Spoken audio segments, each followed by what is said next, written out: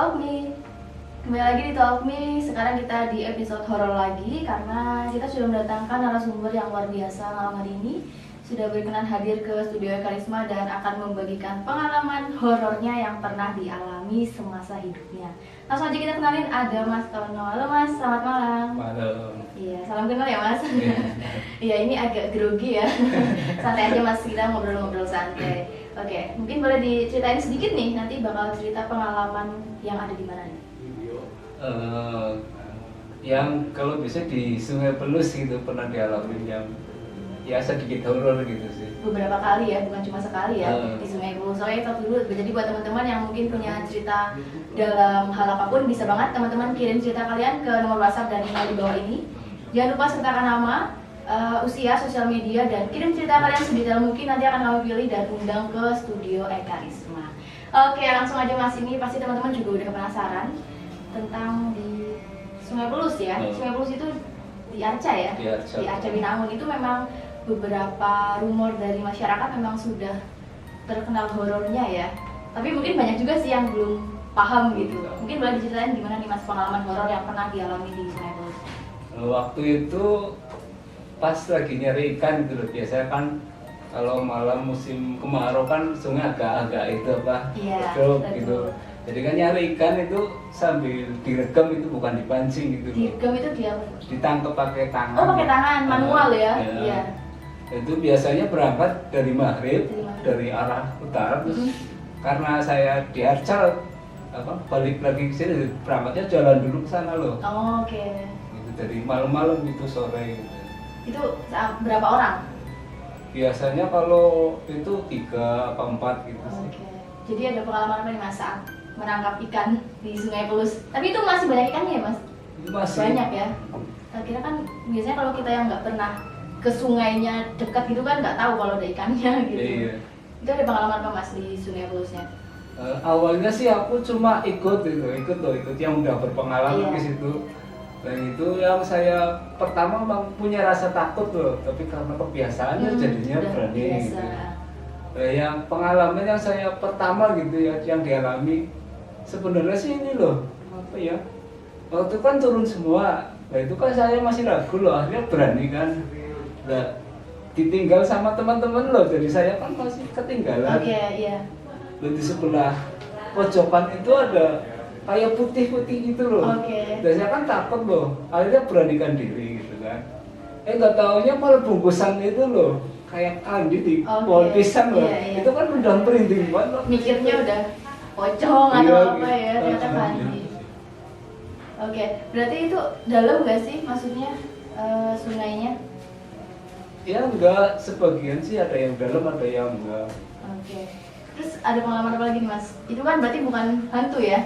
Ternyata bukan hantu. Ternyata bukan hantu, itu mikirnya. Jadi kan udah kepikirain hantu loh. Iya. Nah, terus yang dari utara ke selatan kan turun gitu loh. Itu di dalam kedung, itu katakan kedungnya tempat yang dalam gitu. Iya. Itu di dalam kan kalau nyari kan otomatis kan ngandas gitu kan. Iya. Kayak gitu. Katanya sih ya gitu, teman saya sih, bukan saya sendiri sih. Dikira nangkep ikan, ternyata yang ditangkap itu potongan tangan gitu kan. Itu jadinya kan apa ya? Kalau andaikan saya mengalami, tetapi kan bukan saya jadi gitu pernah. Oke, jadi serem ya. Terus kan sempet nih ada rumor kalau misalkan di sungai itu ada hantu apa ya namanya, rambut panjang itu menyangga atau apa, itu sempet percaya nggak sih Mas dengan hal itu? Gitu sebagian sih memang ada yang pernah tahu, tapi kalau saya sendiri belum tahu jadi kurang yakin gitu loh. Memang ceritanya sih katanya ada gitu kayak bentuk kelapa gitu. Tapi sampai sekarang masih sering mancing, masih sering mengambil ikan di sungai? Ya tergantung, kalau saat itu lagi musim hujan jarang kan, kayak kalau sekarang kan banjirnya nggak kelihatan loh. Tiba-tiba ya. Iya. Kalau musim kemarau kan jarang banjir jadi. Oke, luar biasa ya. Jadi lebih banyak sama temennya ya. Iya. Yang ngalamin itu. Dikiranya ikan, ternyata tangan, nggak tahu, itu tangan manusia itu? Iya, mungkin hantu mungkin ya. Potongan orang. Oke. Jadi dikirain ikan tangkap gitu, ternyata potongan tangan. Selain itu ada pengalaman apa lagi Mas? Waktu itu di sini loh kan ada goa gitu. Iya. Ada goa terus masuk ke dalam. Nggak tahu ya. Jadi kayak percaya nggak percaya loh. Perasaan kayak masuk tapi mau keluar susah gitu. Oke. Itu gua di mana tuh Mas kalau boleh tahu? Tempatnya di Sungai Pelus di sebelah area yang peternakan babi gitu sebelah Ada timurnya. goanya. Ada gitu. Saya kan mau coba masuk ke situ Iya. loh. Udah masuk terus nggak Iya, bisa tapi keluar. perasaan nggak bisa keluar itu apa gitu loh. Terus akhirnya gimana itu? Ya akhirnya bisa keluar sih Itu di malam hari juga. malam gitu. Kalau nangkapnya kan malam. Oke, jadi memang apa namanya? Kan Sungai Pelus kan panjang ya. Panjang. Jadi nggak semua titik itu bisa buat ngambil ikan ya Mas. Ya nggak bisa. Nggak bisa, kayak cuma beberapa titik aja yang memang mungkin nggak terlalu dalam ya. Gitu.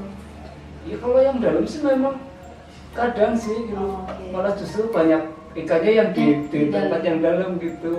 Oke, luar biasa serem ya.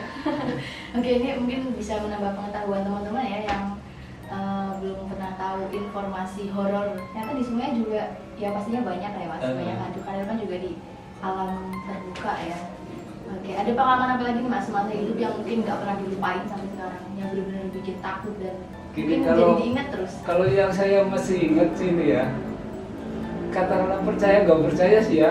Nah itu waktu saya lagi mandi jam 12 siang gitu loh, tempatnya di Prancis gitu loh. Jadi ada orang mengatakan loh, Ger, udah beduk-beduk lah kata begitu, jangan mandi aja dus-dusan ya gitu. Nah terus saya naik loh, perasaan saya baru ingat udah di dalam. Kok masa ada nenek-nenek di situ loh? Nah, di situ padahal kan jurangnya kan kayak gini kalau di Selis Kancik itu. Itu posisi mandi di mana Mas? Di Kancik, di Selis gitu. Itu di mana tuh? Di sungai? Di Sungai Oh, di Pelus Sungai juga. Pelus juga. Oke. Nah itu kan katanya sih banyak orang ceritanya sih ada sumurnya gitu di sini. Jadi Oh. pernah terjadi kayak apa ya? Apa gitu ya, terjadi hal-hal. Yang nggak diinginkan ya. Oke. Tapi kalau sekarang sih udah biasa. Udah dibetulin semua sih, nggak ada gedung. Gedung itu kayak gimana sih Mas? Maksudnya Maksudnya? yang tempatnya dalam. Yang tempatnya dalam. Iya, Oh, biasa dalam buat gereja mandi gitu ya. Nah, Itu kayak biasanya di tengah-tengah sungai gitu ya. Oke, luar biasa. Terus juga sering itu nggak sih Mas kayak ikut ada YouTube juga nggak nih? Atau nggak ada? Channel Maksudnya- YouTube sendiri? Pernah sih. Pernah ke YouTube? Itu sering penelusuran juga? Penelusuran Wah, gitu. serem ini. Kalau penelusuran kemana tuh? Cuma ke makam-makam aja atau ke tempat-tempat yang Ya biasanya sih kalau apa cerita sejarah gitu loh Oke. tentang makam ini punya siapa terus diceritain. Oke, kita ke topik penelusuran ya. Ada nggak sih pengalaman yang menakutkan selama penelusuran? Biasanya itu kalau saya sebagai mediasi jadi yang lebih takutnya pada itu kayak Mas Gia gitu. Oke, nanti kita juga bakal ngobrol sama Mas Giat ya biar lebih jelas lagi. Iya, jadi saya hanya misalkan tempat ini Hmm. tempat penyembahnya siapa gitu kan. Terus saya kan mediasi masuk terus ditanya ceritanya gitu. Oh, berarti sebagai tempat mediator ya? Eh. Gimana rasanya Mas? Mungkin bisa sekali kita tanyakan nih. Itu rasanya gimana ya? Kadang kalau ada hal gaib yang mau datang itu udah kayak bunuh merinding gitu, Oke. udah terasa gitu. Biasanya sih. Tapi kalau Mas Tono sendiri ini orang yang bisa melihat hal seperti itu atau peka aja? Kalau saya cuma peka. Tapi lihat pernah? Pernah sih. Mungkin kalau rezeki dan tiba-tiba aja gitu ya, Iya. tapi jarang gitu kan lebih. Kalau diuji dicoba lah pernah gitu. Sering gitu. Misalkan mau ke tempat ini kok kayak ada hujan, padahal cuma sekadar ujian gitu. Oke. Tapi sebenarnya kayak gitu beresiko nggak sih Mas kalau misalkan kita mungkin konten ke tempat-tempat horor dan ya berkomunikasi dengan yang ada di tempat tersebut, apakah itu beresiko sampai kita pulang ke rumah? Sebenarnya sih beresiko tergantung niat kita lah. Kalau niat kita memang baik mau silaturahmi ke Iya. tempat itu, Aman-aman nggak aja. masalah. Tapi kalau tujuan kita nggak baik, situnya nggak terima, kita nggak bisa pulang, sudah dimasukin nggak bisa pulang. Oke, ngomongin tadi Mas Tono bisa sebagai mediator ya kalau lagi penelusuran ya ke Iya, tempat-tempat iya sih. yang bersejarah itu kan sebagai orang yang dipilih sama teman-teman untuk mediasi dengan makhluk yang ada di daerah tersebut. Itu tuh gimana sih Mas ceritanya? Maksudnya memang teman-teman itu tahu Mas Tono itu peka dan bisa sebagai mediasi atau gimana? Kan nggak semua orang bisa ya. Itu kan biasanya ya, kita kan mau cerita gitu secara misalkan dari makam ini punya tempatnya Mbah siapa gitu loh, kita panggil, kita silaturahmi dulu lah. Kalau memang diizinkan untuk bisa masuk ya masuk, nanti tinggal ceritain sejarah yang pernah dialami masa lalu gitu. Tapi nggak semuanya itu bisa dimediasikan ya? Iya enggak, Tergantung tertentu apakah diizinkan atau tidak gitu ya. Itu rasanya gimana sih Mas? Maksudnya selain tadi tanda-tandanya tiba-tiba langsung merinding, terus saat udah sebagai mediasi, sebagai mediator itu kan makhluknya sudah masuk, itu yang dirasain apa? Atau mungkin tiba-tiba ada di tengah hutan, di tengah laut atau gimana? Biasanya sih ya yang dirasakan saya itu ada getaran kayak apa ya, hembusan angin gitu loh, masuk kayak dingin gitu, langsung udah masuk udah Nggak ingat lagi. iya nggak inget sih masuknya, waktu masuk tak inget, terus begitu udah kerusupan gitu udah masuk itu nggak inget lagi gitu. Tahunya ya yang diceritain itu kan ada misalnya kayak Mbak ceritain ini Mbak dari ini terus ngobrol gitu loh. Tapi ya, kalau habis itu sih kadang apa ya, kayak badannya sakit gitu. Habis itu ada kayak udah tubuh sakit tapi dimasukin gitu.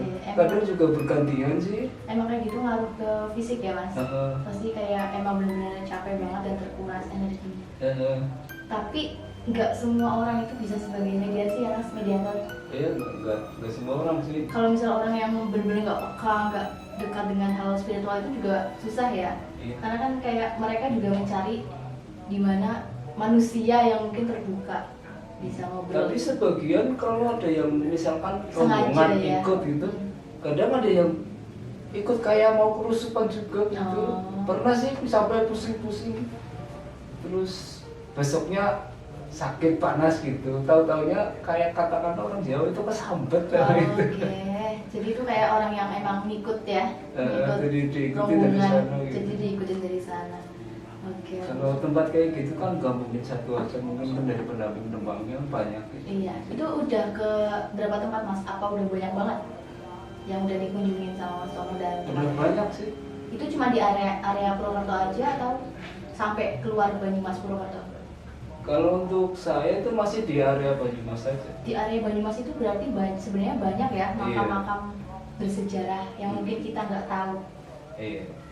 Kalau saya kan dari Arca Winangun, berarti tempat-tempat Arca udah saya tempatin itu udah dicoba gitu loh.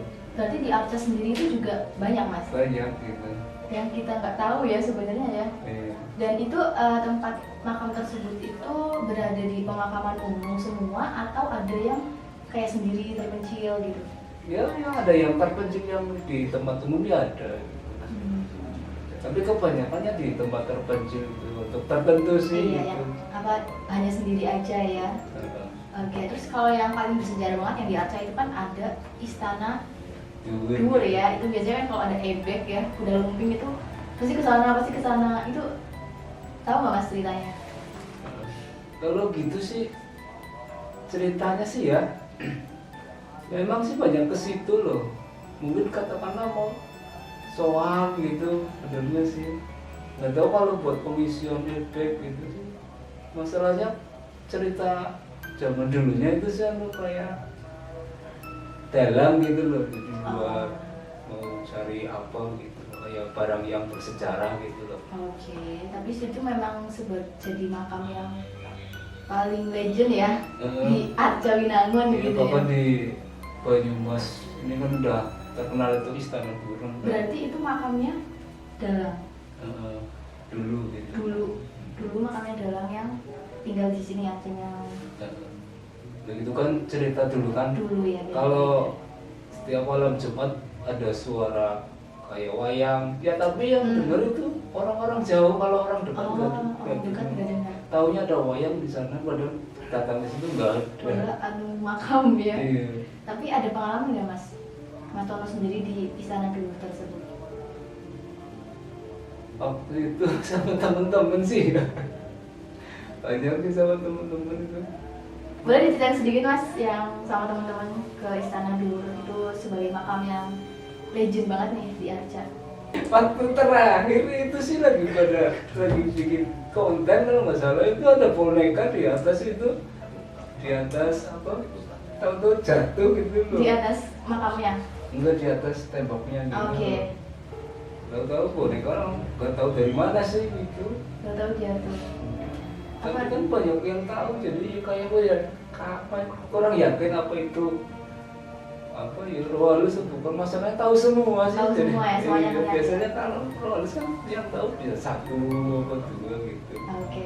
Berarti kalau di makam Istana Durnya itu kan ada kayak emang jadi kayak makam keluarga gitu ya mas? Itu ada berapa makam tuh? Atau cuma satu? Enggak, Ada banyak? ada berapa sih? Ada beberapa ya? Bukan cuma satu berarti? Kalau itu batu-batunya kan banyak, Iya. jadi batu itu kan berbentuk kayak gamelan gitu loh. Oh. Ceritanya sih dulu sih, kalau misalkan kita sering apa, jadi batu itu bisa berubah jadi kayak gamelan. Karena dulu ceritanya memang dalam ya. Tahu nggak sih mas siapa namanya? Yang kertah gitu. Oh, emang namanya itu beliau. Udah berapa kali? Berarti udah berkali-kali nih ke Istana Dur. Udah siang malam. Siang malam. Tapi itu kan terbuka ya, jadi siapa aja bisa masuk. Apa ada pintunya?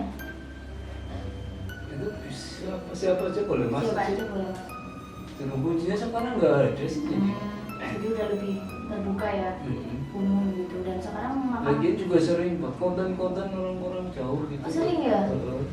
penasaran ya, malah yang deket nggak tahu.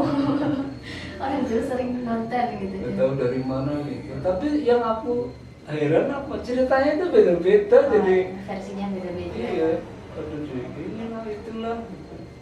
Soalnya biasanya kalau hal kayak gitu kan banyak pendapat ya, terus kadang disangkut pautkan dengan hal-hal Cerita lain orang, gitu. Iya, orang lain ngomong apa digabungkan jadinya nggak tahu yang bener yang mana gitu Iya, kan. makanya aku heran loh. Misalkan saya waktu pengalaman saya di sana kan pernah katakanlah manggil gitu loh ya, penunggunya situ loh. Ya ceritanya kayak gini. Terus saya diceritain sama yang ceritain gitu loh. Oke. Jadi keadaan kerusuhan kan dia cuma ngomong apa aja nggak tahu. Iya betul. Jadi misalkan bayang Iya. nanya saya itu saya Nggak nanti tahu. habis udah biasa lagi, tak beli kayak biasa lagi gitu. Baru oh nanti tadi kan kayak gitu, Iya. gini, minta ini minta itu gitu. Oke, luar biasa ya Mas. Jadi emang pengalamannya udah banyak banget sebenarnya ya. Sampai mungkin beberapa kejadian udah lupa ya.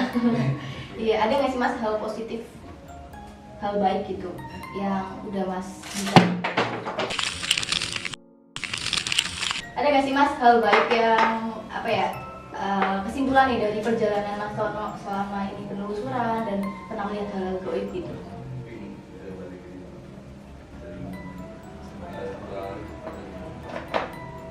Biasanya ya untuk keselamatan kan apa ya, jadi kalau kita ke tempat-tempat kayak gitu orang kadang yang menilainya kan ada yang baik ada Iya. yang enggak, jadi katakanlah ada yang musyrik padahal tujuan kita kan nggak tahu kalau sebenarnya kan kita hanya ingin bersilaturahmi Kayak gitu. tahu sejarahnya aja. Iya gitu, cuma orang lain mengatakan kayak bangunannya lah ini itulah, jadi katakanlah kayak musyrik lah ke tempat Iya. itu padahal tujuan kita enggak gitu, cuma mau apa gitu.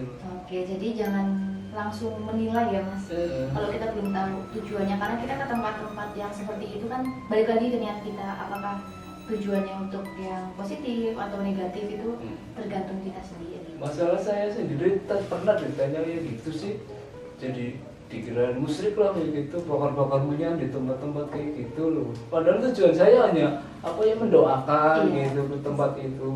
Oke, Jadi banyak ya. silaturahmi gitu. Pastinya. Cuma dikatakanlah kaitannya musyrik itu, minta-minta. Padahal tujuan saya bukan seperti itu. Oke, memang itu balik lagi ke penilaian orang ya, karena kita nggak bisa membuat semua orang itu berpikir positif ke diri kita sendiri, apalagi kita sering mungkin dekat dengan hal-hal seperti itu, pasti banyak lah yang menilai negatif, itu balik lagi ke kita sendiri. Oke, luar biasa Mas Nono ya pengalamannya.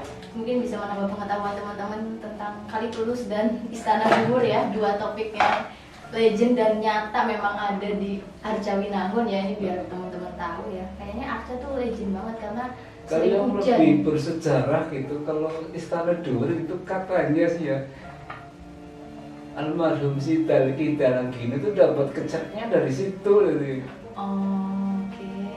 Jadi mungkin udah banyak masyarakat yang tahu Banyak gitu. yang tahu ya, jadi terkenal itu ya sampai sekarang. Oke, luar biasa. Terima kasih Mas Nono ya sudah mau cerita di Talk Me. Jadi buat teman-teman yang mungkin punya cerita horor juga nih yang kita cari banget, bisa banget teman-teman ada pengalaman apapun bisa langsung kirim cerita kalian ke email dan nomor WhatsApp di bawah ini. Jangan lupa ya kirim ceritanya detail, nanti akan kami undang ke studio. Terima kasih, semoga videonya bermanfaat. Sampai ketemu di video selanjutnya.